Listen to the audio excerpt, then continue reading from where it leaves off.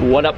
What up? It's your boy Ethan. Hope you're having a great day. Welcome back to another video on the channel. Let's not get run over. Back at the good old Encore. It's been a little bit since we've played, and it's another Thursday night, so we're playing at 7 p.m. Coming here after work, and we'll see what happens. Last time we played on a Thursday night, we made $1,100 and finished the bankroll challenge. So hopefully something like this would happen again today. Probably not as not as run goody, but that sounds super dumb. Whatever, I'm not cutting that out. Anyways, yeah, I'm all bundled up because it is frigid out here in these New England weathers here, New England winters here. But anyways, playing 1-3, seeing what happens. I'll get into some hands. So the first thing I will go over comes an hour and a half into this session. We were card dead for the first hour and 30 minutes, and well, we looked down at ace king offsuit on the button with $280 in our stack. There are 3 limpers to me. I'm on a very active table, just trying to find a hand, and finally we find one. I raise things up to $22 and action ensues. The small blind makes the call and every single limper makes the call as well. So we're going multi-way to this flop and we're in position at least. Flop comes king 9-8, 2 clubs out there, so pretty good flop for ace king. Action checks all the way to me here, obviously just going to have to c-bet with top on a fairly wet board. So I go ahead and bet $50, pretty small bets, and everyone makes the fold. So we take this one down, hour and a half into the session, finally winning a hand and playing a hand. Next spot, we have 4-5 of spades under the gun here, just going to open limp. Don't feel comfortable raising in this spot, so open limping under the gun. The player on my left limps, and an aggro player in early position raises things up to $15. For that price, given this action on this table, we go take the flop 5 ways. We get 4 callers there. So we go 5 ways to a flop out of position. Flop comes 7-4-5, 2 hearts. So we flop bottom 2 on a really connected board. Here out of position, I'm just going to check. Someone's got to stab at this, someone's got to bet here, and hopefully someone does. So it checks to a middle position player. The pre-flop raiser ended up checking. Middle position player bets $40. He doesn't have a whole lot behind. The player on the button, Carlos, shout out to you. Carlos, who I've been super friendly with, he jams his stack in for $141 total.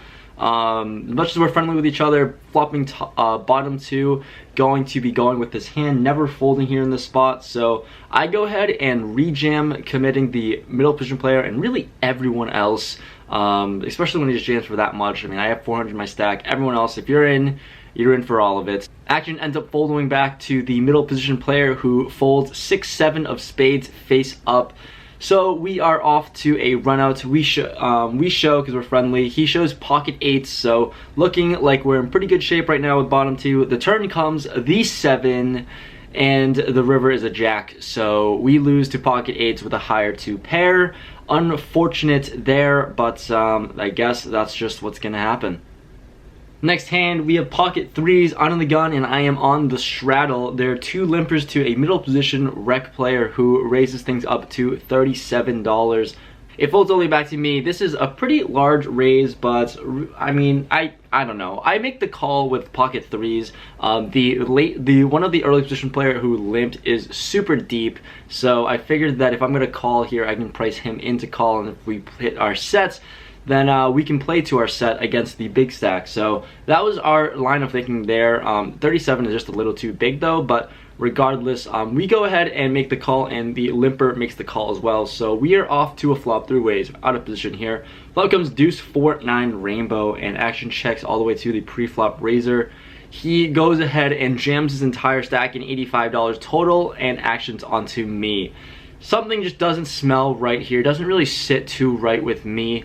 Given this player, I think his hand strength is just catered to a whole lot of ace highs, in my opinion. I think it's 50-50. I think it's 50% ace highs and 50%, I guess, premium pocket pairs, I think. But I think pocket pairs would go for a smaller sizing and try to milk us in for 2 streets, or it's not just jam his whole stack in there. So I don't believe him. I make a really loose call. I'm in a really horrible position if the early position limper makes the call though, but I'm hoping he doesn't have a whole lot of anything on this really gross dry board.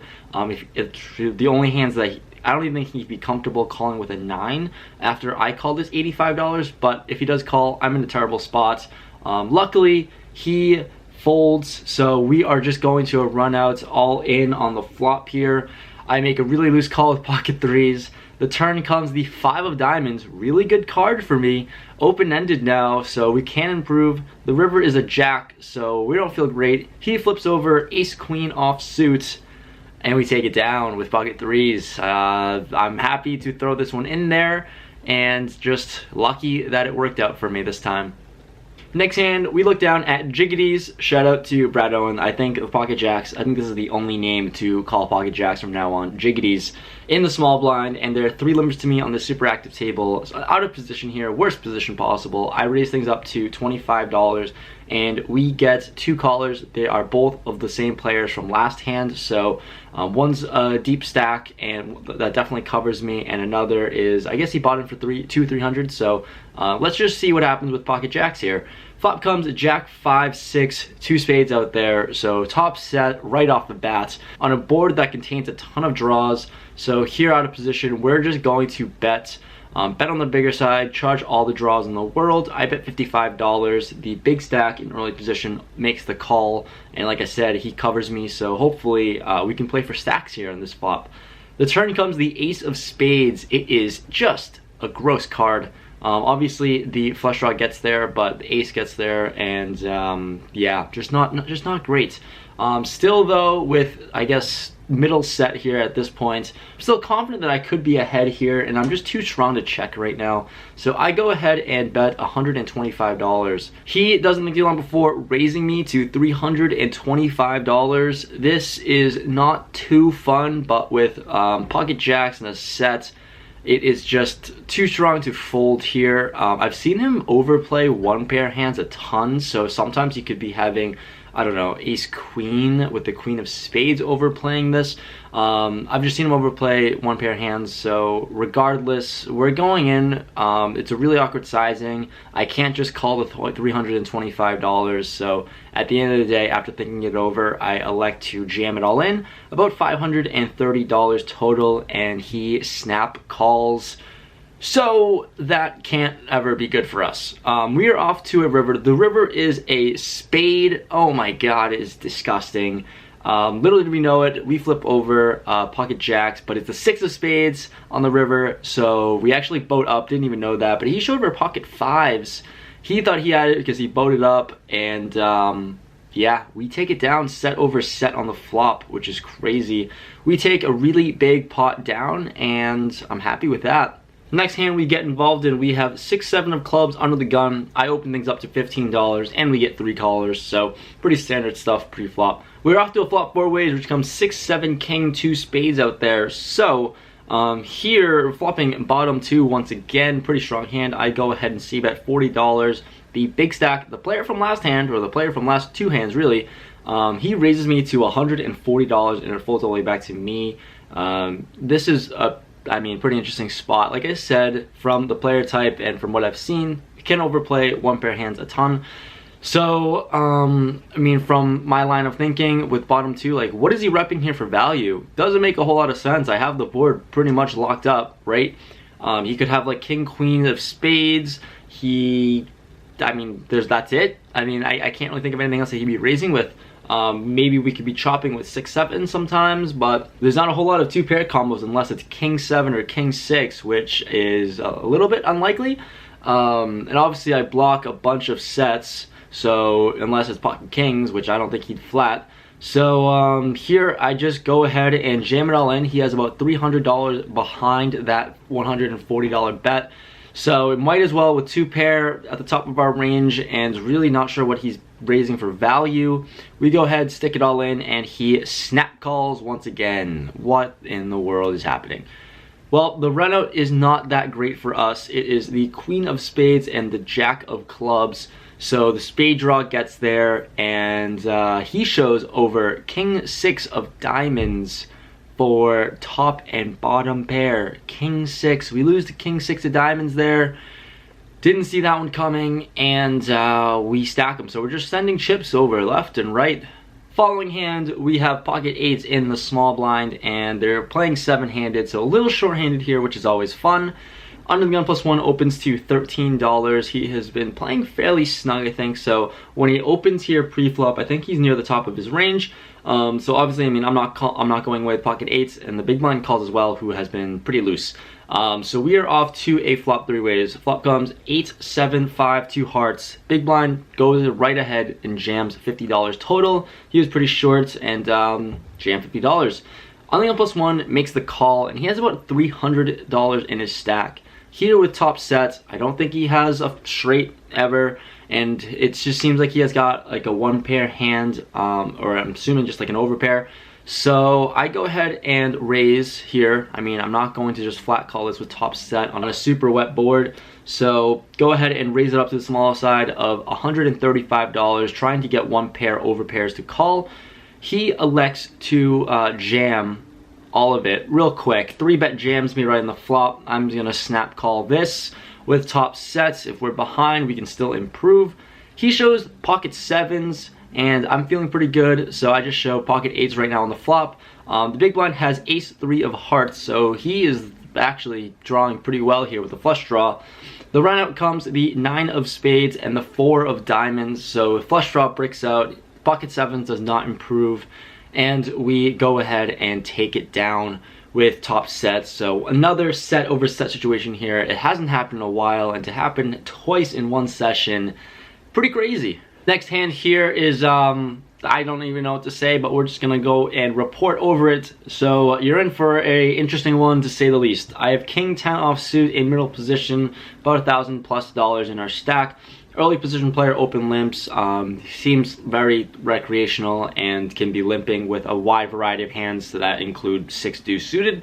So here, king 10 is opening up my range a little bit, but I raise things up to $18 on the looser side. Only the big blind makes the call. This player is the same player from the last couple hands. He's the big stack that we've been battling back and forth against. So we got position on him this time, and we're off to a flop. Flop comes 8-8 deuce, 2 clubs out there, and he checks to me. Here, just going to, I thought about like checking here a lot of the time, but with king high, I think I can be good, and I can just deny some equity from any of the holdings that he may have. I go ahead and down bet $20, maybe even induce a check raise, because for some reason when I did bet the $20, I had a weird feeling he was going to do that, which he does. He does check raise me to $60. Super weird feeling where when I knew that if I was going to bet he would check raise me, just really interesting. I don't know why, but putting him to the test right now, I don't believe him because I expected him to check raise on this random board here. I'm putting him on some sort of small pocket pair at best, something like 3s, 5s, 6s, or even 7s. So going to put that to the test and apply some pressure onto him. I go ahead and 3-bet to $150. We are pretty deep in terms of our stack sizes, and we're pretty similar in our stack sizes, so this is why that I could be more comfortable doing this since we're a lot deeper. And without much thought or deliberation, he ends up making the call for $150. Didn't love that. My plan going into that check raise or the 3-bet was to hopefully just take it down there on the flop, but once he calls, it's not great. So we go to a turn heads up. The turn comes the king of spades, and here he checks to me. This is really weird. I don't think I can get a whole lot of value from worse now. Like, I'm confident that I'm ahead, but what can really call? 2 streets here. I can only get called by better, which is an 8. So, and he's never folding that. So once I hit my card here, just going to check and see what happens on the river. The river comes the 4 of diamonds, and he bets really small, $70 into me. I can't go anywhere. I'm just gonna snap call this $70 and see what happens. Hopefully our king is good. Tossing the call, and he shows pocket queens, and I have to show my king 10 offsuit like a fish. Didn't put him on that. Flatted my raise pre-flop out of position. I made a bad read on the flop, but we sucked out on the turn. Last hand that we'll go over in the session, I have ace-9 of spades in the small blind, about 1,300 in front of me, so fairly deep and cover most of everyone on the table. An early position player opens things up to $15, and there are 5 total freaking callers. So we're going to a flop multi-way 6 ways. The flop comes 8, 6, 10, 2 spades out there. So we flop a whole lot of equity with ace-9 here, and action checks to the pre-flop raiser here, assuming that I'm going to be check raising a lot here on this flop. So multi-way, someone's gonna bet into this, right? Pre-flop raiser bets $30. Ridiculously small, 30 into $90. The next to act middle position player jams his entire stack in for $105.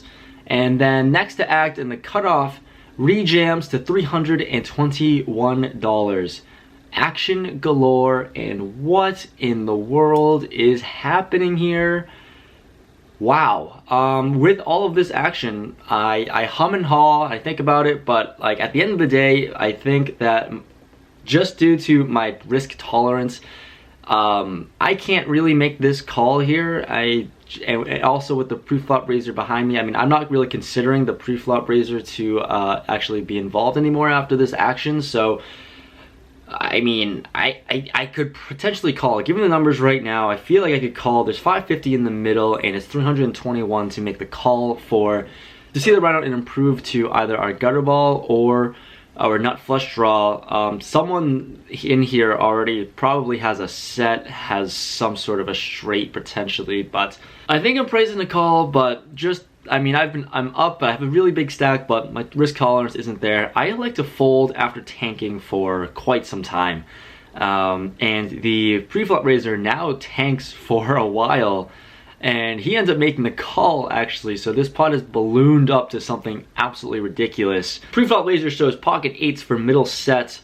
The person who jammed 105 has top two pair for 10-8 with 10-8 of diamonds.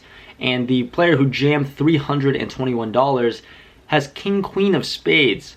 So we actually, I don't even know what the equity percentage is, but that is a whole lot of, that's just a whole lot happening there. So off to the run out. Just to close out this hand, I'll go over the run out. The run out came the queen of diamonds, and the river was a dirty 10. So 10-8 picks up the main pot, and pocket eights picks up the side, which is interesting. So that's how that hand went. Absolutely ridiculous action, and I could have easily been involved there, and that would have been like an $1,100–1,200 pot, but instead we fold because just I don't think it was worth it at the time. Just cashed out. It's actually not terribly late. Oh boy, can you focus? It's only 1:23 a.m. So actually not that bad at all. Didn't play for too long, played for about 5.5 hours, and we ran it out pretty well. It was a real swingy session in the middle parts of the session, just freaking throwing piles of chips back and forth. But at the end of the day, we were in the game for 500, out of the game for 1485. So another pretty good session at 1-3. I mean, I'm having a really great month if it wasn't for playing that 5-10 session. But yeah, that 2K hit actually hurts a ton, and because I mainly only play 1-3.